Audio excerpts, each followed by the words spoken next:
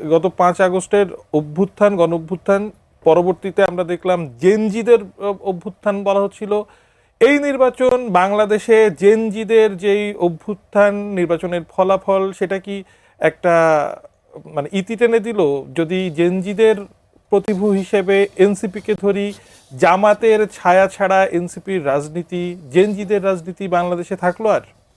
না, আমি আসলে এইভাবে জেনজিদের একটা জেনারেলাইজেশন মোটেও করতে চাই না। This Gen Z can be hour asset, because তাদের অনেক প্রতিভা আছে, বাট তাদেরকে যে মিসগাইড করা হয়েছে, বরঞ্চ যে বা যারা এই মিসগাইডিংটা করেছে আমি তাদেরকে অ্যাকিউজ করতে চাই, কারণ এটা আমাদেরই দায়িত্ব যে to let them know what is happening over there. দেখেন, এই যে ইলেকশনটা হয়েছে, এই ইলেকশনটা কোনোভাবেই আমি বলবো না, এটা হয়তো শুনতে খারাপ লাগবে, যদি বিএনপি ভেবে থাকে যে এই ইলেকশনের সকল ভোটটা তার দলে যেয়ে পড়েছে, না, ঘটনাটা এখন ঘটেনি।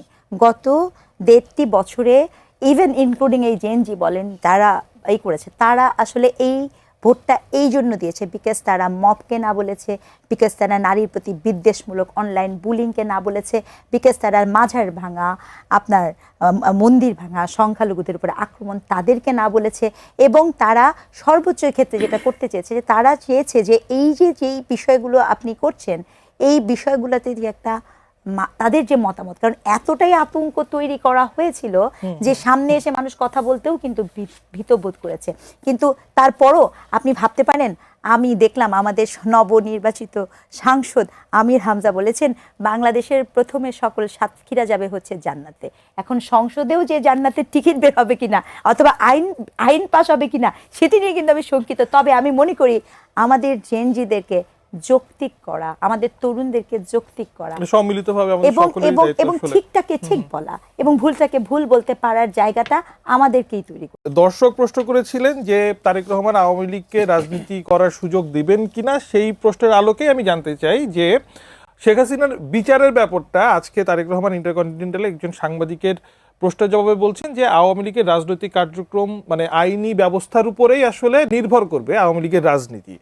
আমি জানতে চাই যে আওয়ামী লীগের রাজনৈতিক কার্যক্রমের উপরে নির্বাহী আদেশের যে স্থগিতাদেশটা আছে, সেটা একটি সেই বিষয়ে একটা সিদ্ধান্ত তো তাহলে তারেক রহমানকে নিতে হচ্ছে অচিরেই।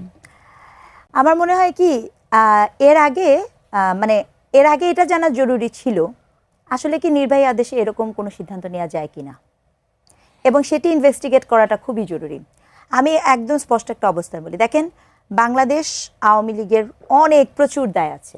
বাংলাদেশ আওয়ামী লীগ এই দেশের মানুষজনকে, এই দেশের যারা আমরা বিশ্বাস করি সম অধিকারে, বিশ্বাস করি একটা স্বাধীন ইসেতে, তাদেরকে এমন জায়গায় নিয়ে যে দাঁড় করিয়েছে, এমন নৈতিক জায়গাতে নিয়ে যে দাঁড় করিয়েছে যেখানে আমরা কখনো ভাবিনি যে আমাদেরকে স্বাধীনতার 54 বছর পরে এসে এই রকম সিদ্ধান্ত নিতে হবে, আমাদেরকে মুক্তিযুদ্ধের ইতিহাস নতুন করে জানতে হবে, শিখতে হবে। এর দায় আওয়ামী লীগকে নিতে হবে। প্রথম কথা হচ্ছে এটা। দ্বিতীয় কথা, বাংলাদেশ আওয়ামী লীগের অনেক অজস্র ভুল, সেই ভুলের দায় আওয়ামী লীগকে নিতে হবে। তো এখন কথা হচ্ছে যে আওয়ামী লীগকে সমর্থন করার সাথে সম্পর্কিত না, আলাপটা হচ্ছে, আমি সবসময় বলি আপনি সব কিছু একটা প্রসেসের মধ্যে দিয়ে যান, এমন প্রসেসের মধ্যে দিয়ে যান যাতে করে সেটি নিয়ে কোনো কথা না উঠতে পারে।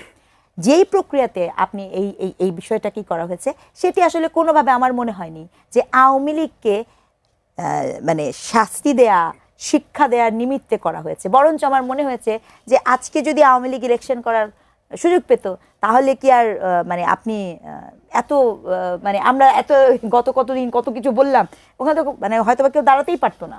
তো এই যে ব্যাপারগুলো আপনি কী কারণে করেছেন, এই উদ্দেশ্যটা তো সৎ উদ্দেশ্য না। আপনি কি আসলেই বিচার করেছেন? আপনি কি আসলে আওয়ামী লীগকে ওই কাঠগড়ায় নিতে পেরেছেন? আওয়ামী লীগের যে সকল মানে কি বলবো দুর্বৃত্তায়ন, আওয়ামী লীগের যে সকল অবক্ষয়, আওয়ামী লীগের যে সকল এই যে উগ্রবাদী দেশ বলা হচ্ছে যে অলিগার্কদের সৃষ্টি হয়েছিল, সেই অলিগার্কদের কাউকে কি আমরা দেখলাম? হ্যাঁ, কাউকে না, কাউকে আপনি দেখেননি। অথচ এটাও জানা যায় যে তাদেরকে সুন্দর মতো যাওয়ার ক্ষেত্রে সহযোগিতাই বা করলো কারা। কাজে এই যে একটা মানুষ পটে সকলের সামনে একটা আমাদের সামনে একটা দেওয়া, নির্বাহী আদেশ দেয়, এবং এত বড় একটি দলকে আন্ডারগ্রাউন্ডে পাঠিয়ে দিয়ে এই যে জননিরাপত্তাকে আপনার প্রশ্নবিদ্ধ করা এবং মানুষকে গণতান্ত্রিক চর্চাতে, এটা তো সত্য কথা, এটা তো আমাকে অস্বীকার করার কোনো উপায় নাই, এই দলটির তো কোটির উপরে সমর্থন গোষ্ঠী আছে, তাহলে এই সমর্থক গোষ্ঠীর কথা আপনাকে চিন্তা করতে হবে, প্রবলেমকে নিশ্চিত করতে হবে। এখন সেক্ষেত্রে যে নির্বাহী আদেশ দেয়া হয়েছিল সেই নির্বাহী আদেশটি আইনগতভাবে কার্যকর কিনা আমি মনে করি না যে এক্ষেত্রে জনাব তারেক রহমানের ইনভলভ হওয়া উচিত, একদম স্পষ্টত। রাদার ওই আদেশটি আইনগতভাবে মানে একেবারে কার্যকর স্বাধীনভাবে থাকে কিনা, আইনের উপরেই ছেড়ে দেওয়া সেটি উচিত। বিচার বিভাগের কাছে দেন, ছেড়ে দেওয়া সেই উচিত। সিদ্ধান্তটা